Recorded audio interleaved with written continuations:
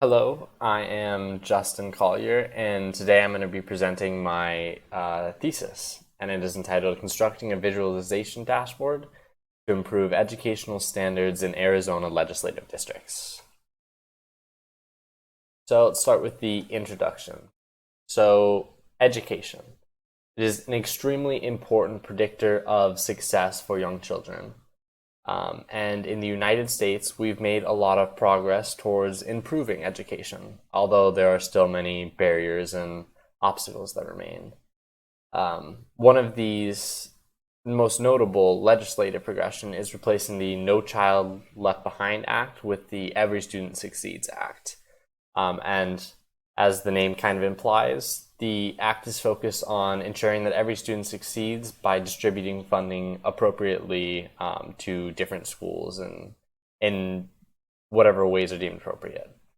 And these educational standards are very important, but we need a way to be able to track these educational standards and have some form of transparency to the public, but also to the individuals in charge, such as the legislators and also our educators. And this brings us to state education dashboards. Now, these dashboards are great and they provide accountability and public view. Typically, they will encompass things like the performance of districts and various different levels. It'll usually be such as state level and then the district level. And it'll also provide some demographic information to try and contextualize perhaps why certain districts are better performing, perhaps because they're more affluent. And these dashboards are very powerful because they have the ability to educate people about the current standards, but also can potentially lead to action, as if legislators or educators or even just the general public, they can notice problem areas on the dashboards, and it could potentially drive improvements or point out, again, very, very problematic areas that need to be focused on right away. But although these dashboards are great, they have a lot of problem areas. Most notably, a lot of these dashboards are very simplistic and they are also visually outdated. So here on the right, we have the Texas School Accountability Dashboard. And this is just a screenshot of what you would see if you clicked on the state level. So we have some of the general demographic information about the student population. And then we have some metrics breaking down their STAR test scores. And while this information is great, there is nothing more to take away than just these simple bar graphs. There is no interaction or anything beyond just this static 2000s style of website. Fortunately, there are some higher quality dashboards. And what you're looking at here is the California state education dashboards. Specifically, this is the San Diego Unified District. And so we can see the chronic absenteeism, suspension rate, and other different attributes. And if we were to click on any of these, we would then be able to see it broken down by different demographics and just view more information and make it very interactive. And while this dashboard is great, unfortunately, the California dashboard is very much one of a kind. Most of the state dashboards that you will see look like the one previously, the Texas dashboard. Now moving to Arizona, we have some problems in education, particularly that we are consistently low ranked, but also in terms of public accountability and dashboards, there are virtually none that exist. And not only that there are none that exist, but the ones that do exist are often like very school specific information. And so while there are a few private dashboards, there's no form of public accountability or public view on these dashboards. And as such, we have very, very much lacking this centralized information, as when a specific school district releases information, it might be on its own website or with its own different private organization, And as such, you have just information spread out everywhere, and it's very hard to reconcile and draw meaningful conclusions. And this is why brings us to a need for a legislative education dashboard in Arizona. So moving to a literature review, taking one step back, we'll look at what is a dashboard. So dashboards have evolved from a single view reporting screen to include interactive interfaces with multiple views and purposes. Particularly, there are a few different kinds of dashboards. So we have support decision making versus educational. And support decision making is more or less what it sounds like. It is there to support people with the power to make decisions, and it's kind of there to help them make those decisions or push them in one way or the other. Whereas an educational dashboard is more just about informing the public, not necessarily about pushing them to make any decision, but just about general knowledge. Moreover, there's functional versus visual dashboards. A functional dashboard here is defined as a dashboard that is live updating. So we'll be able to see live stats, whereas visual is more about using historic data and having that more static or be updated maybe once every 3 months or etc. Now, dashboards allow organization to visually track, analyze, and display key performance indicators, metrics, and key data points to monitor the health of businesses, departments, or specific process. And there are many benefits that these dashboards bring along. In particular, they enable fast and effective decision making. They allow for on-demand, accurate, and relevant information in line with business priorities. And they also allow for focused identification of problems, inefficiencies, or negative trends for immediate action and improved performance. We focus on some of the dashboards that exist in education. First, we'll take a look at the Thailand dashboard. And this is just a general support decision-making at different levels of college enterprise that some researchers in Thailand were putting together. The Brazil dashboard, on the other hand, is a little bit more interesting and relevant for education governance, as they put together an updated and real-time information about the educational healthiness within a school, city, or even a state or country. So this dashboard is supposed to provide different cities and make them smart cities, so that way educators or even legislators would be able to monitor and see problem areas that are happening in live time and be able to support schools or be able to potentially fix problem areas as they arise. Now, there are also many higher education dashboards in the US. In particular, these enable organizations to manipulate and interact with such data for analytics and business intelligence needs. Now, there are a couple important quotes that I wanted to just point out briefly. And this first quote is going to be referencing the California dashboard. So there is a growing agreement among policymakers, school and district leaders, and researchers that the most important use of a school effectiveness measures should be in driving continuous improvement at both the local and state levels. This end, California is developing a multi-measures dashboard-style accountability system that is focused on providing schools and districts with a variety of data for a more comprehensive picture of a school's successes and challenges. So here we have just a research article talking about how this California dashboard is really leading the way in terms of the state education dashboards. And that they're providing a more complete picture, and they actually have a more interactive style dashboard that provides more meaningful connections to be made. However, that's not to say that the California dashboard is necessarily free from its problems.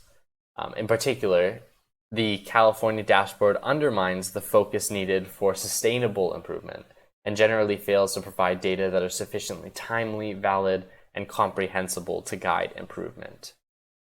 So while this California dashboard is great and it is so much better than a lot of these other state dashboards, it does still have its problems because it's not live updating. It takes a little bit to get that educational data in, and if you focus on the wrong areas, it is not enough for just general decision making and guiding improvement looking at the dashboard alone. So next we'll move into dashboards and design science. So design science is about the specific guidelines for evaluation of an artifact.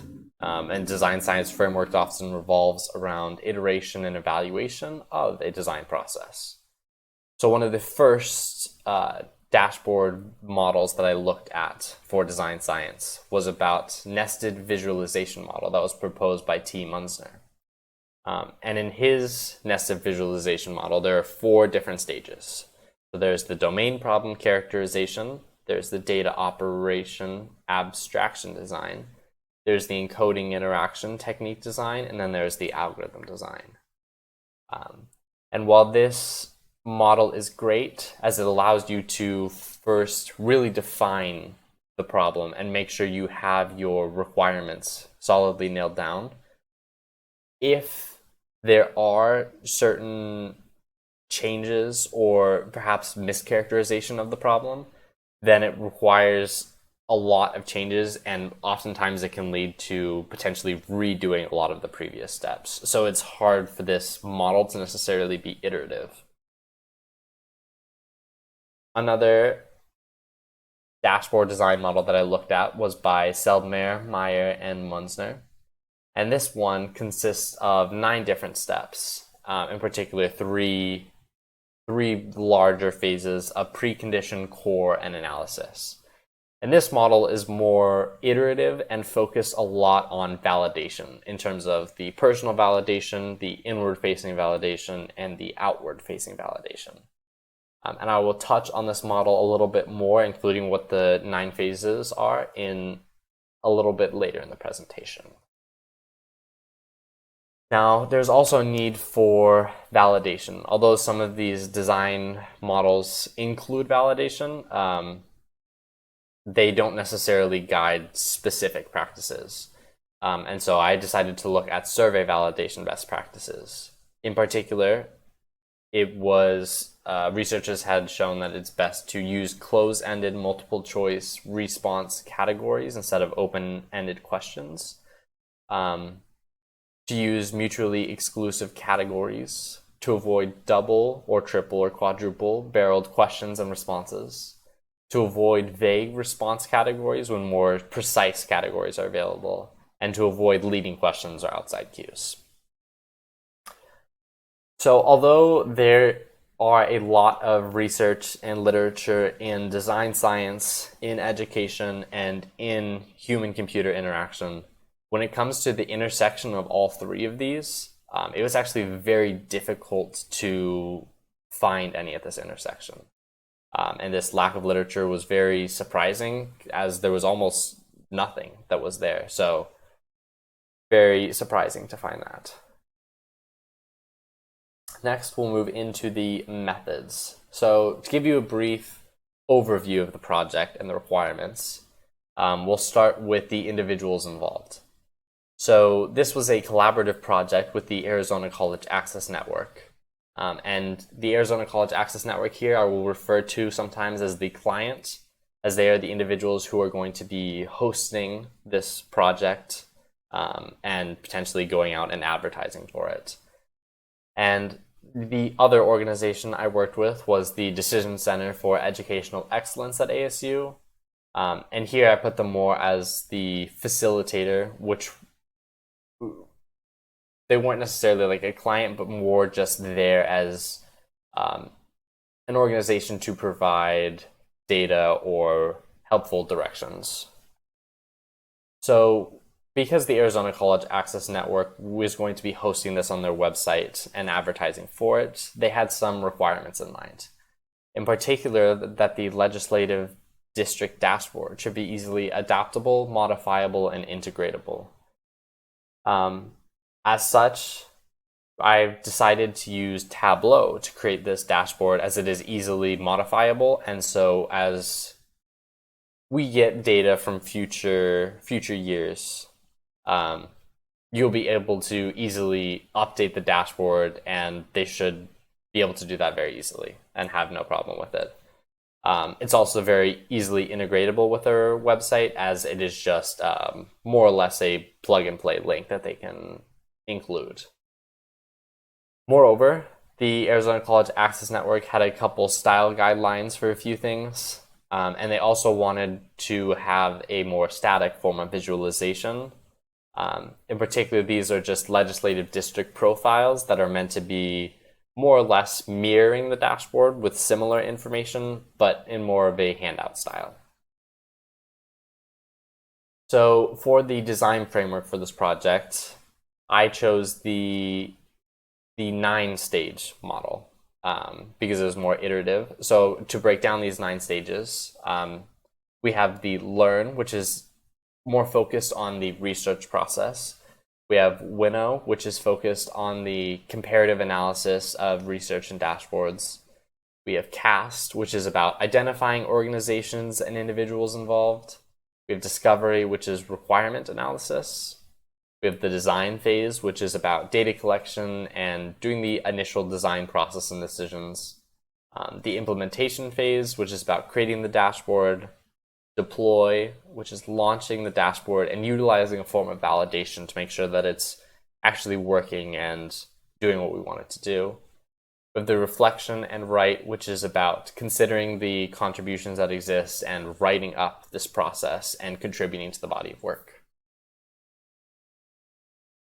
So to break down these phases, and in particular what I've done in terms of data collection and data analysis, I'll go through each of these phases in this chart. So for the learn and win out phase, we have, for data collection side, I focus on research of the various governing and state educational dashboards, as well as research on dashboard design practices and validation. In terms of analysis, I focused on these dashboards, in particular their benefits, their pitfalls, their requirements. For the cast phase, this phase had a lot less emphasis because this is more of an individual project, so it was given less weight, but still included in the project nevertheless. And in particular for data collection, this is more about identifying the individuals and organizations in the project, and then understanding the dynamic and roles for each party. For the discover phase, this is more about requirement collection with the client, and then analyzing what would be feasible within the scope and time frame of this project. Design focus on the collection and cleaning of the data in Excel files from various different organizations, as well as creating some of the initial design sketches. And for the analysis side, looking at where these data might have holes in them, and potentially where it needs further cleaning, as well as some initial validation via earlier research. So for the implementation phase, we have actually creating this dashboard in Tableau, as well as creating the legislative district profiles in Piktochart. And then for the analysis phase, looking at the design requirements and earlier research to make sure that these design decisions actually was feasible and actually contributed in some form to usability.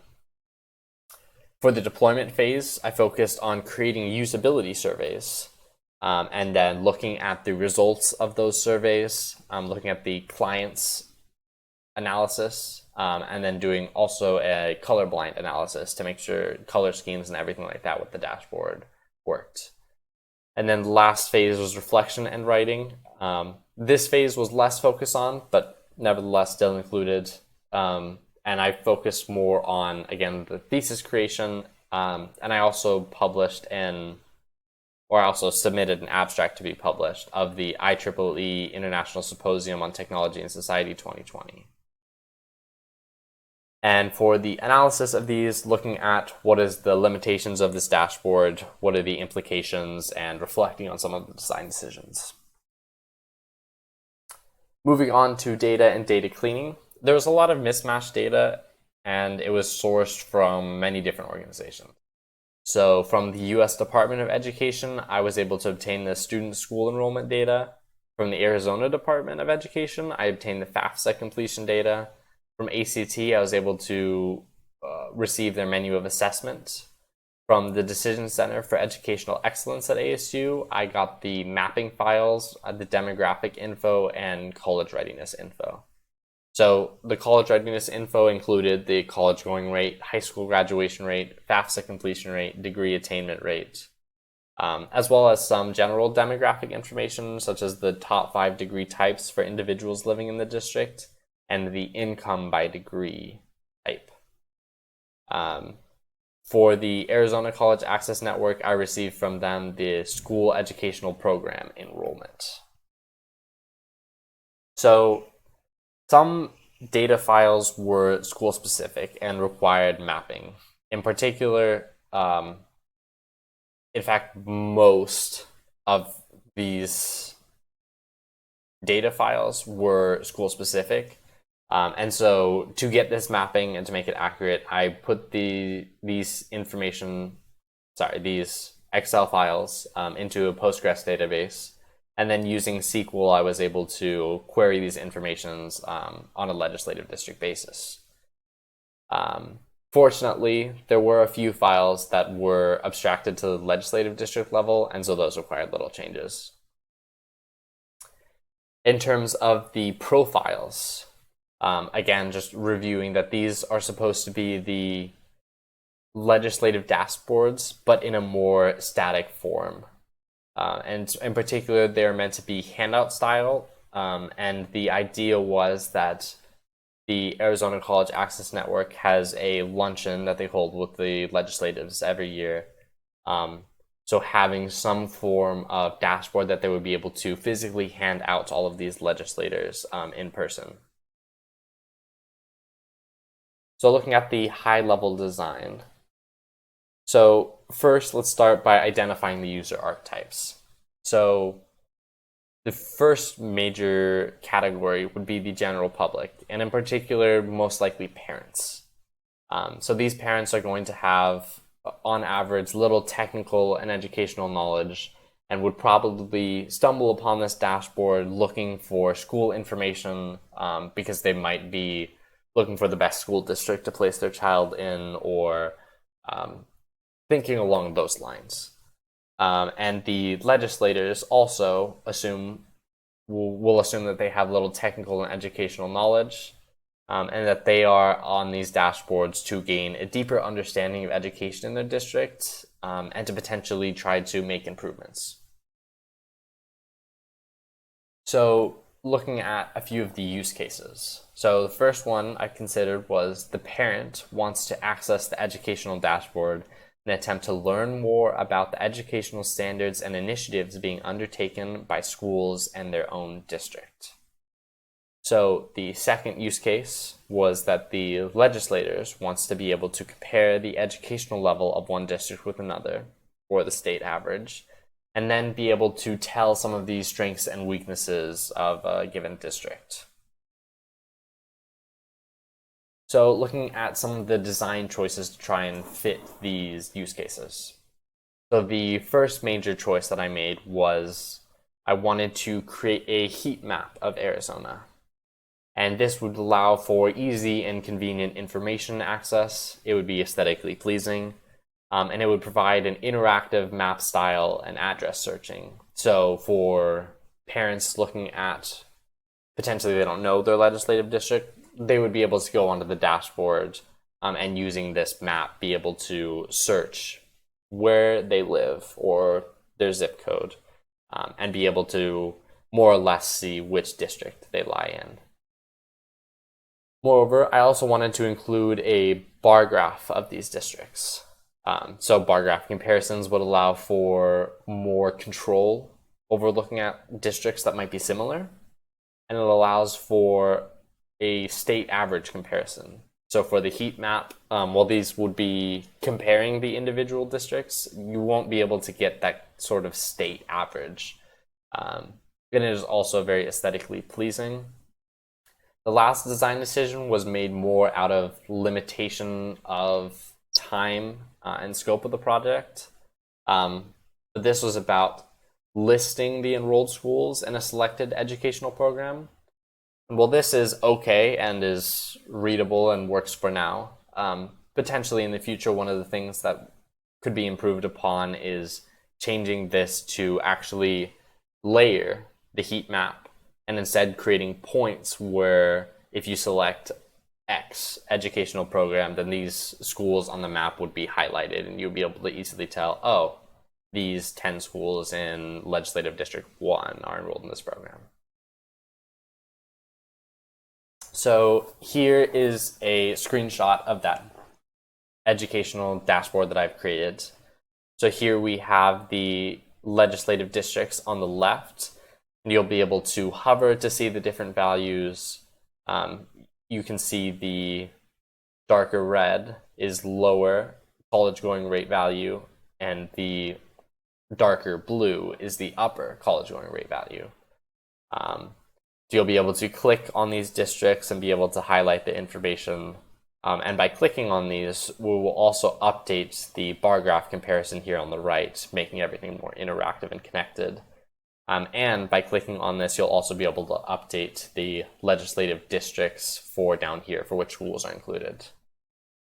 To change the second comparison on the bar graph, we have this controls. So we can change the second region that we're comparing to, and we can also change the educational program. For the legislative district profiles, again, these are mirroring the legislative district dashboard. However, that heat map, while it is very useful in an interactive and online dashboard, it is not particularly useful when looking at the individual legislative districts. And so instead, this heat map was replaced with key comparisons using bar graphs and pie charts of college going rates, degree attainment, the high school graduation rate, and the FAFSA completion rate. As these four are more or less what would be the better indicators of educational level from the data that we have. Moreover, we'll also include the list of schools in the educational program for that district and include some of the demographic information that exists. So here's what that legislative district profile looks like. We have the college going rate, we have the degree attainment for the district and states, and then we also have the high school graduation rate looking at the district state comparison and the FAFSA completion rate. We also have the statewide educational initiatives. So these are the educational programs. We can see the different schools that are listed for each.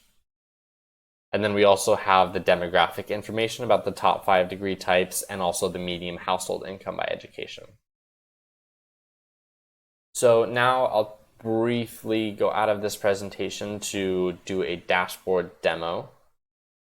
So this is what the live dashboard looks like. So if we want to go ahead and say, look at District 23. So when we click on District 23, we will highlight it, and this will change over here to Legislative District 23 and also down here. So we'll be able to see that for Ask Benji educational program, we have these 3 schools. If we wanted to select a different district, we could go ahead and do that as well or unselect it. If we wanted to go ahead and change the educational program to be college goal FAFSA because we're more interested in the FAFSA, then we can see those schools that are listed there.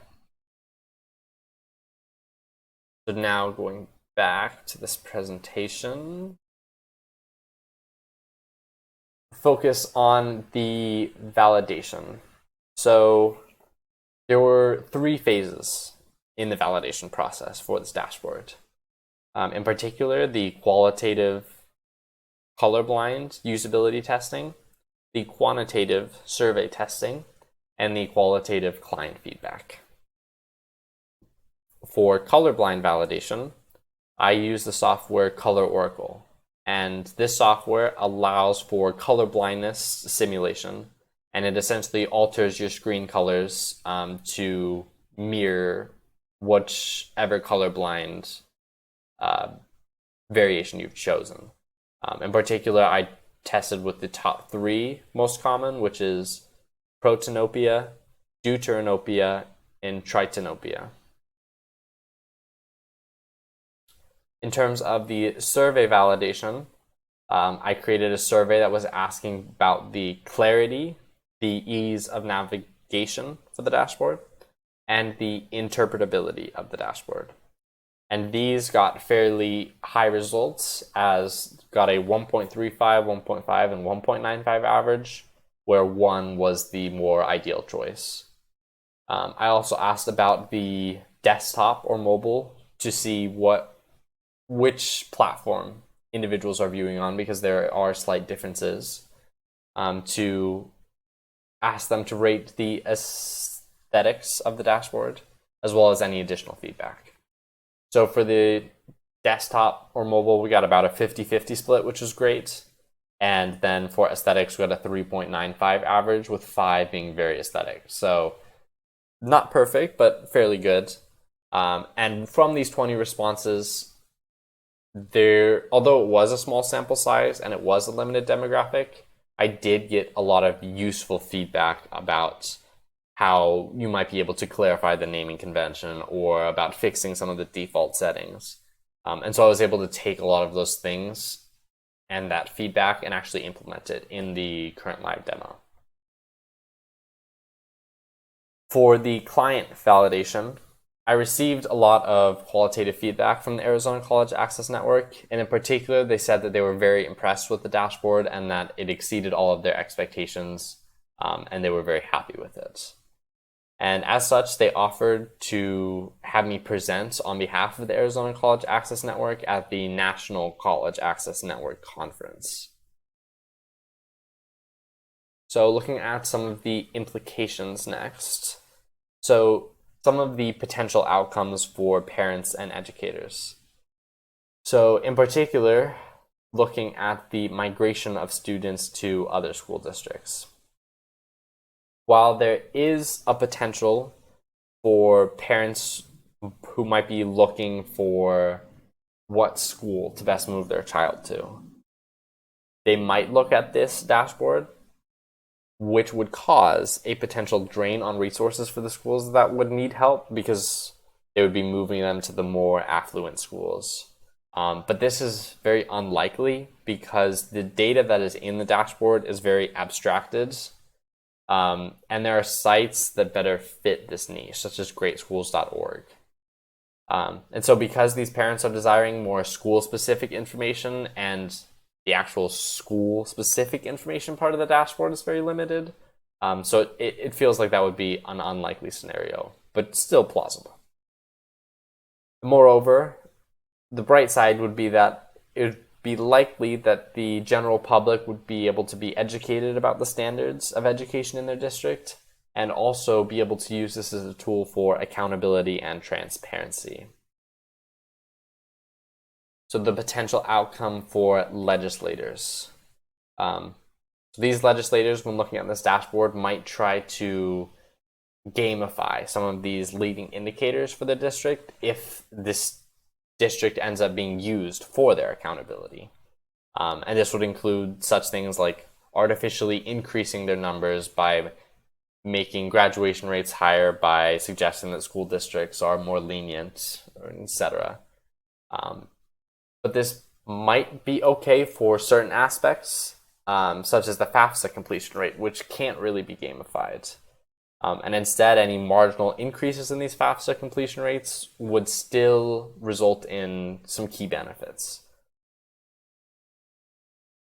Moreover, there's also the potential for legislative action and encouragement of improvement for education when these legislators are looking at this dashboard, and they might be able to see key problem areas or identify that, their standard for education in the district is perhaps not as high as they once thought. So briefly going into the conclusion, the key findings of this thesis was that, one, the dashboard framework provided by Seldmeyer, Meyer, and Munzner worked fairly well for the scope of this project, and would be used again for different types of state educational dashboards. I think this framework works fairly well, especially with the focus on usability. The second key finding is that there's a stunning lack of literature regarding the intersection of usability, dashboard design, and education governance. And this warrants further contribution and research of state education dashboards. So here are some of the references from this PowerPoint. And that is everything. So thank you for listening.